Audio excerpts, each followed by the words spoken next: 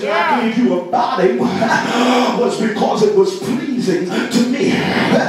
Oh, God now attributes Jeremiah's existence to his own pleasure. That Jeremiah, the only reason that you're really here is because it pleases me. Jeremiah, the only reason that you have a life is because it makes me happy to give you one. Beyond the existence of your parents and beyond the night that your parents came to know each other, the real reason that you're here, Jeremiah, is because it makes me happy. Can I propose to somebody here that's been wondering why you are where you are in life, and as a matter of fact, you've been wondering why you have a life? Can I propose this thought to you? It's for one simple reason, because it makes him happy.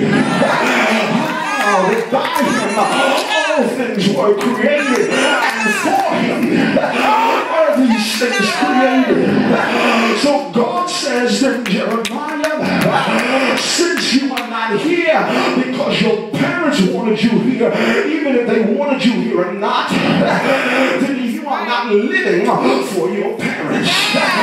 Since you did not have a will before you had a body, then you cannot be here because you want to be here. So then you are not living even for yourself. But since I made you for my own pleasure, then that means now you can only live for the one who put you together for this life. He says, Jeremiah, I formed you. The Hebrew word Yeshua, I fashioned you.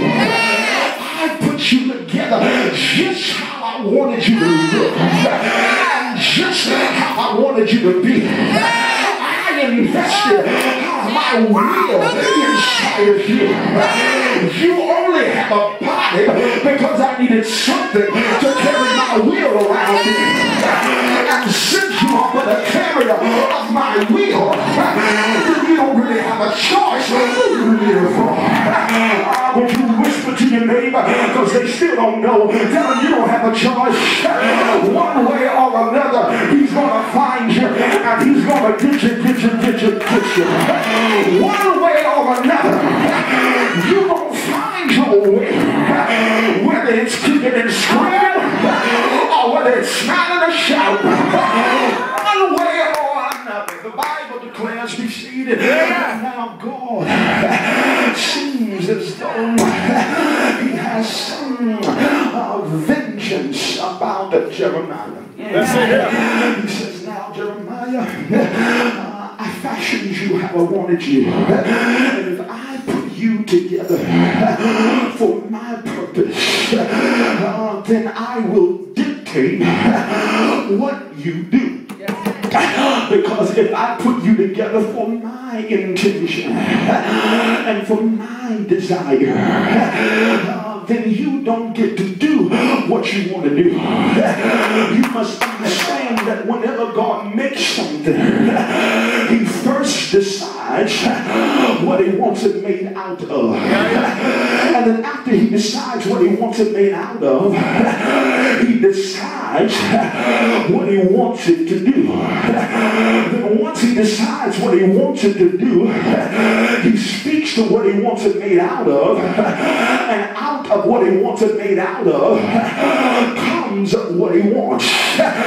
So then, because the thing has been made because of a specific intention in the mind of God, then the thing, even though the thing has a mind and a will, the thing's mind and will really can only operate subjected to the will of God. That's why he said it like this: it is not you that chose me, because I have chosen you. That's why now you're losing some friends, because they do not fit in the plan of what God has made you to do. That's why you're losing some loved ones, and folk that you thought was going to be forever ended up have only been yesterday, because they did not fit in the plan of what God has made you to do. He formed you for His purpose. He didn't form you for your purpose. So consequently now, He has to put you in motion of doing what it is He made you to do. But the challenge becomes when He puts His will inside of this body that has a mind. Then all of a sudden we get confused and start going after our own purpose. So then He has to get you out of the notion of your own purpose in order to reinstate His purpose inside of you. But the struggle is, once I move into my own purpose and God begins to use me for His purpose, the transition does not happen so easily. Once you've gotten in the mode of doing what you want to do, it ain't so easy to go back to doing what He wants you to do. And your name